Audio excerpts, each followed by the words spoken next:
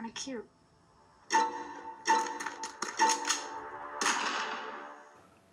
Hello everybody, welcome back to Screenstars. I'm here today to bring you my review for the 2024 thriller Simp. The film is written and directed by Tremaine Hayhoe and it stars Brooke Pedra and Mike Markoff.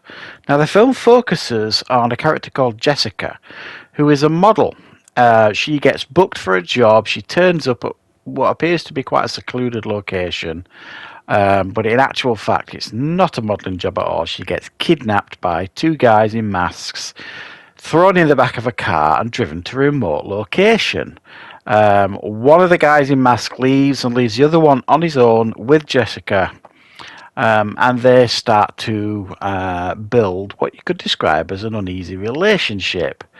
There is then an idea that they're going to try and get a ransom fee for her in order to make money, and they do this quite regular. However, things don't exactly go according to plan. So what are my thoughts on Simp? Well, this is from the same guy that brought us Rideshare, which is a film I covered on this channel, I can't remember, a couple of years ago, something like that, maybe a bit longer. Pretty decent film, I thought. I thought it had some good elements in it. And this is his follow-up, I suppose. Now, this is not really what you expect, this film. It's got layers to it, I suppose. It's got a few different tones to it as well. Some of it kind of make it a little bit unbalanced, but it also makes it a little bit unique and different at the same time. Now, this is indeed a thriller. I mean, the whole concept of a model being kidnapped, thrown in the back of a car, driven to a remote location, and a ransom demanded from the people that may, want to pay the money to get her back. You know, the whole concept of that is, okay, she's trapped in this location. She needs to get out. She needs to find a way to try and get out. How does that work?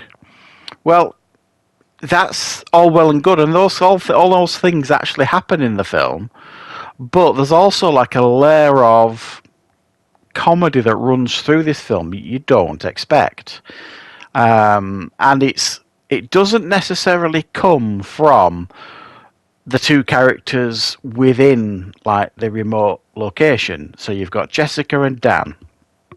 There's a little bit of that with them too, lightness and some lighter comedic moments, but for the most part, you know, it's a fairly serious situation. She's being held against her will, etc. The comedy kind of comes from the other characters within the film. So you've got like her ex-boyfriend that's agreed to try and track her down, and the way he goes about that, it's almost like quite slapstick, really. And that it kind of for me felt at odds with the rest of the film. The lighter approach, some of the characters felt like caricatures, or they didn't feel like real people. And I just didn't buy that this guy who was her ex, that she would have ever found him attractive or ever would have dated him. She was far too independent and intelligent, in my opinion, to kind of have anything to do with him, even though he is her ex. I just couldn't see him ever getting together. One thing I think this film had going for it, or one of the things it had going for it, was the fact that Jessica, who is like, you know, tied up, chained up in this cabin in the middle of nowhere for the most part, she develops this relationship with her kidnapper who's called Dan. And there's like an uneasy trust developed between them for whatever reason. And it's almost like Stockholm Syndrome in reverse. She's manipulating him almost. Well, she is for the most part. And it's normally the other way around, you know, in regards to Stockholm Syndrome, that the victim is kind of accepting of a kidnapper or abuser sort of thing, and the kind of like, you know, it becomes normality for them and they can't live without it almost. Well, it's kind of the other way around really here. You know, she's kind of playing her emotions on him to a large degree and using her intelligence to try and figure out a way of the situation. and you can't just quite figure if he's just too dumb or stupid to realise what's going on, or if he's just smitten, or what. But that's a nice dynamic in the film, and I think that probably would have worked better if the film had a bit more of a tense approach, a bit more, I don't know, a bit more on the line, really. I never really felt that once she was in that cabin, I never really felt that she was in any real danger. Ever, really. It just didn't feel that way.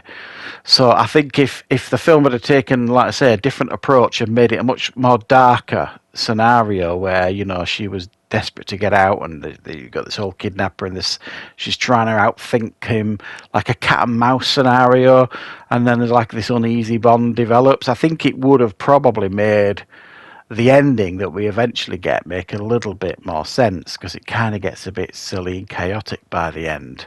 You know, you get to the point where everybody descends upon this cabin. So it seems, when, you know, there's earlier in the film nobody had a clue where it was, and it's like, you know, everybody descends on this cabin, but by that point, you know, jigsaw pieces have been put in motion, sort of thing. And I was nearly spoilt it thing, but I didn't. So I think this film has a lot of potential. I think it's something a little bit different. I think you'll go into this film thinking it's going to be quite a one-dimensional thriller, and it isn't. It kind of tries to kind of throw a curveball at you a little bit and give you something a little bit different. I think some of the humour's misplaced, and I didn't enjoy the humour from some of the characters. It just felt odd and too slapstick for me. I was more invested in the relationship between Jessica and Dan at this cabin, and I think that could have been, you know, dialed up a little bit more to make it feel a little bit more sinister initially. But you know, it's a decent attempt here to kind of give us a thriller with a little bit of a difference, a little bit of a different flavour than what you might be used to. Because this is one of those films where you would read the synopsis, read the plot of the film, and think, I know exactly what I'm getting here with this film. But then you put it on, and it doesn't exactly give you what you think you're going to get. So you have to give it credit for that. So thanks very much for watching, guys. I hope you enjoyed this review. I will, of course, be back with plenty more reviews and content on the channel very, very soon.